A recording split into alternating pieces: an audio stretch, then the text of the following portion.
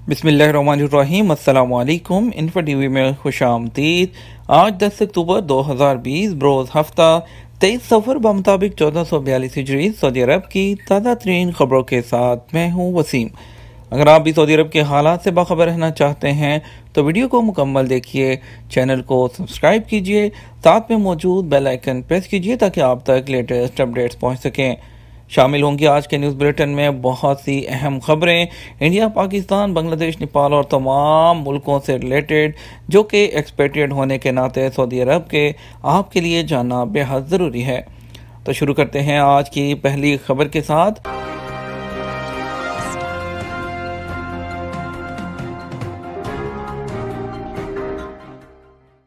उम्रे की बहाली के बाद मस्जिदुल हराम में नमाज जुमा। मस्जिदुल हराम और मस्जिद नबी अमूर की जनरल प्रेसिडेंसी के तर्जुमान हानी बिन हसनी हैदर ने कहा है कि उम्रे की बहाली पर ज़ायरीन ने पहली मरतबा मस्जिदुल हराम में जुमे की नमाज अदा की। सऊदी खबरसां इदारे एसपी के मुताबिक हानी हैदर ने बताया कि इंतजामिया के सरबराह आला डॉक्टर अब्दुर्रहमान अल सुदैस ने नमाज जुमा के इंतजामात की बराह रास्त निगरानी की। 4000 से ज़्यादा कारकुन सुबह से ही ड्यूटी पर पहुंच गए थे। उन्होंने माहौल दोस्त मवाद और जदीद तरीन टेक्नोलॉजी की मदद से हरम मक्की को सैनिटाइज किया। नमाज जुमा के मौका पर समाजी फासला कायम कराया गया। एक जाय नमाज से दूसरी जाय नमाज के दरमियान 2 मीटर का फासला रखा गया, जबकि एक सफ से दूसरी सफ के दरमियान 3 मीटर की जगह छोड़ी गई। ये सब इकदामात उम्रा ज़ायरीन की सलामती की खातिर किए गए। 9000 से ज़्यादा सैनिटाइज जाय नमाज फ्राहम की गई। ये जाय नमाज हरम मक्की की ज़मीनी मंजिल, पहली मंजिल और शाह फहद वाली तोसी में बिछाई गई। पोस्ट ऑफिस अब हफ्ते को भी खुलेंगे। सऊदी महकमा डाक ने कहा है कि अब पोस्ट ऑफिस हफ्ते को भी खुलेंगे। शाम 4 बजे से रात 9 बजे तक बाज़ पोस्ट ऑफिस जो हैं वो खोले जाएंगे। आजल वेबसाइट के मुताबिक महकमा डाक ने ट्विटर पर बयान में कहा कि खिदमात का म्यार बुलंद करने और सार्फिन का वक्त बचाने के लिए हफ्ते के दिन पोस्ट ऑफिस की कई ब्रांचेज खोली जाएंगी। मुतअद्दिद ब्रांचेज मुमलिकत भर में शाम के वक्त भी खोली जाएंगी। महकमा डाक ने शाम के वक्त खोले जाने वाली ब्रांचेज की फहरिस्त भी जारी की है। इसके अलावा सऊदी अरब ने डाक के आलमी दिन के मौका पर 4 यादगारी टिकट जारी किए हैं। हर साल 9 अक्टूबर को डाक का आलमी दिन मनाया जाता है। अहम अपडेट शामिल करेंगे। घरेलू मुलाजमीन ऑनलाइन दरामद करने का निज़ाम बहाल कर दिया गया। सऊदी वज़ीर अफरादी क़ुव्वत और समाजी बहबूद इंजीनियर अहमद अल राजी ने घरेलू मुलाजमीन की ऑनलाइन दरामद के सिलसिले में सालसी का निज़ाम बहाल कर दिया। इस पर अमल दरामद 7 अक्टूबर 2020 से जो है वो किया जा रहा है। सऊदी खबरसां इदारे एसपीए के मुताबिक रिक्रूटिंग एजेंसियां 120 दिन के अंदर घरेलू मुलाजिम मुहैया करेंगी। ताख़ीर की सूरत में 30 दिन की तोसी ऑटोमेटिक निज़ाम के तहत हो जाएगी। अलबत्ता रिक्रूटिंग एजेंसी को 120 दिन से ज़्यादा की ताख़ीर पर मुआहदे की रकम से 15% का जुर्माना होगा।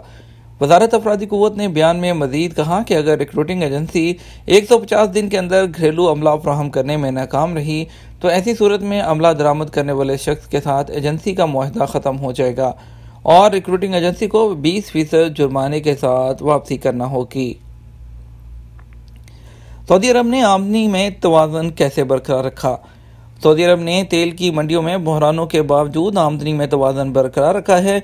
ये सवाल किया जा रहा है कि ये कैसे मुमकिन हो सका। सबक वेबसाइट के मुताबिक 2014 की पहली छमाही में 1 बैरल तेल के रेट 100 से $110 के दरमियान थे, जबकि 2020 में तेल के नर्ख रिकॉर्ड हद तक कम हो गए। अप्रैल में खाम अमरीकी तेल के नर्ख 0 से मनफी में चले गए थे। इस दौरान तेल की मार्केटों में ज़बरदस्त उतार चढ़ाव आया। रेट में कमी का असर तेल आमदनी पर भी पड़ा। सऊदी अरब, रूस और वेनेजुएला की कौमी आमदनी तेल नरखों में ज़बरदस्त कमी से मुतासिर हुई। अलबत्ता सऊदी अरब इस दौरान, जबकि उसकी आमदनी का सबसे बड़ा जरिया तेल था, अपनी मईशत को विजन 2030 की बदौलत तेल की नरखों में कमी के असरात से बचाने में कामयाब रहा।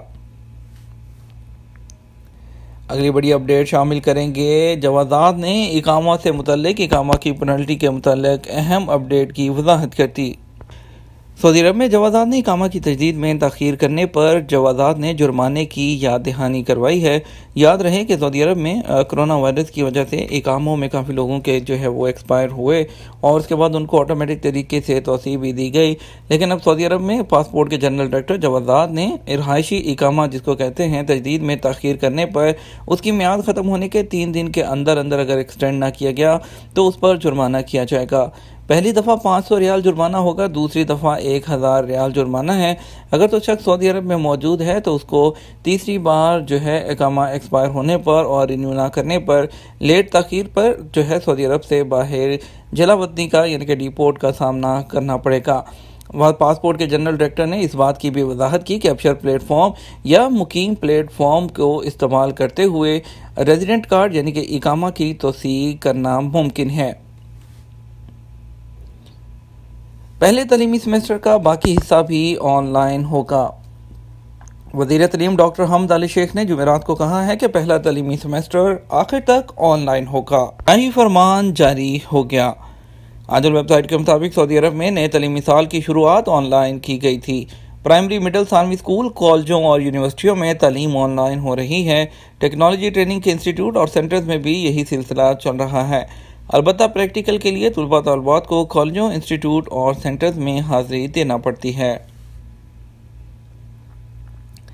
ट्रांसपोर्ट सेक्टर में सऊदीयाइजेशन। वज़ीर ट्रांसपोर्ट साले अल जासर ने इंदिया दिया है कि उनकी वजारत ट्रांसपोर्ट के शोबे में 45,000 से ज़्यादा असामियों पर सऊदी शहरियों को तैनात कराएगी। आइंदा मरहले में टैक्सी एप्लीकेशन की सऊदीयाइजेशन मुकम्मल हो जाएगी।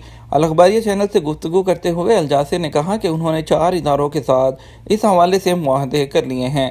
अल जासर ने बताया कि 6 लाख सऊदी शहरी और मुकीम गैर मुल्की टैक्सी एप्लीकेशन गाइडेंस प्रोग्राम में काम करेंगे। ये हमारी कामयाबी का बहुत बड़ा मैदान है, जिस हवाले से कहानियाँ जल्द मंजरेआम पर आएंगी।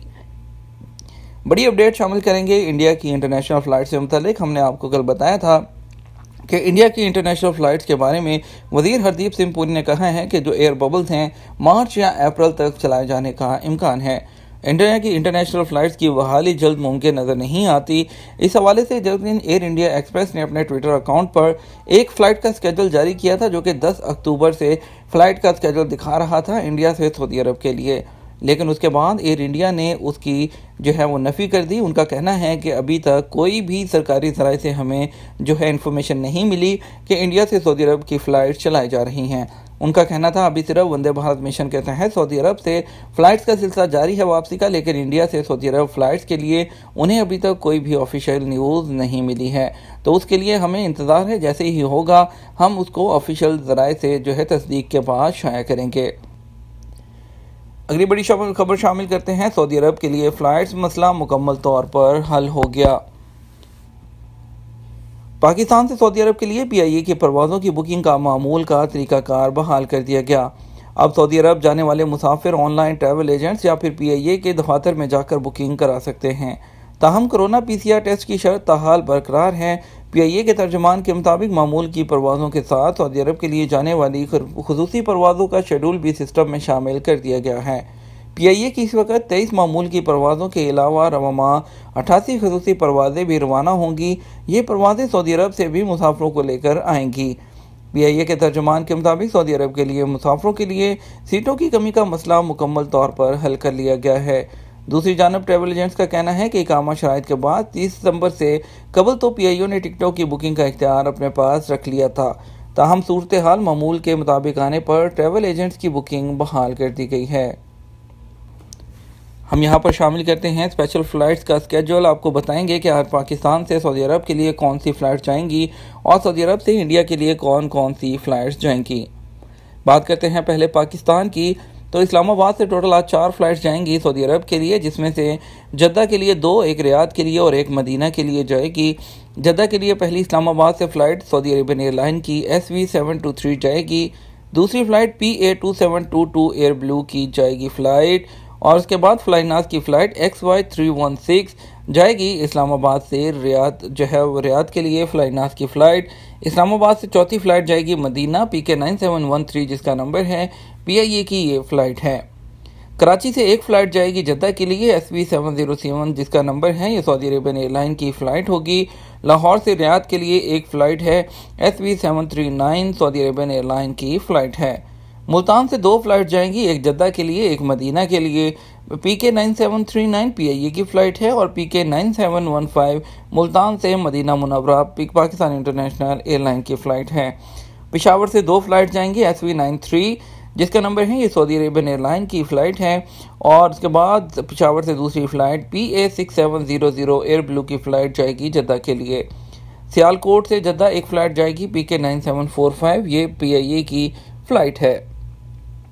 अगर हम बात करें इंडिया के लिए, सऊदी अरब से इंडिया के लिए कौन कौन सी फ़्लाइट जाएंगी, तो जद्दा से दो जो है फ़्लाइट जाएंगी, दो दिल्ली के लिए G86528 गो एयर की फ़्लाइट और दूसरी फ़्लाइट SG66 जद्दा से दिल्ली स्पाइस जेट की जाएगी। दिल्ली के लिए आखिरी फ़्लाइट जाएगी G86543 रियाद से दिल्ली के लिए गो एयर की फ़्लाइट होगी। तीन फ़्लाइट सऊदी अरब से हैदराबाद जाएंगी, दो जद्दा से और एक रियाद से। पहली फ़्लाइट इंडिगो की जाएगी जद्दा से हैदराबाद, दूसरी सिटी लिंक की जाएगी, तीसरी फ़्लाइट सऊदी अरेबियन एयरलाइन की जाएगी रियाद से हैदराबाद।